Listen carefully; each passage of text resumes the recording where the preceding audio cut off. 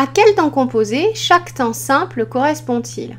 Or, quand je dis correspond, cela signifie que pour former le temps composé de la colonne de droite, eh bien, il faut mettre l'auxiliaire être ou avoir au temps de la colonne de gauche.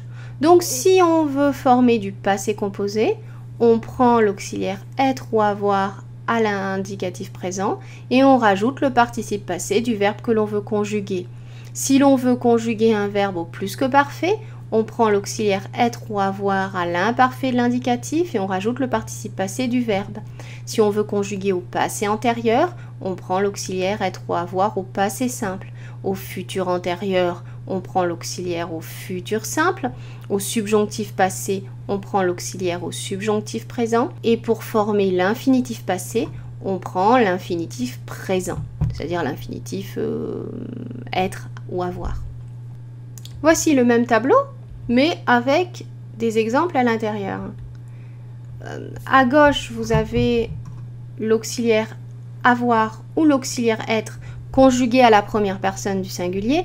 Bien évidemment, il faut continuer la conjugaison. Ici, j'ai, tu as, il a, nous avons, vous avez, ils ont, etc.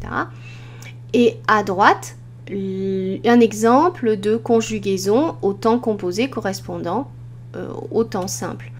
Alors moi, je vais continuer pour parler du thème du jour, quand même, l'antériorité. Par contre, vous pouvez mettre la vidéo en pause pour regarder plus en détail ces exemples et comprendre davantage la correspondance entre temps simple et temps composé.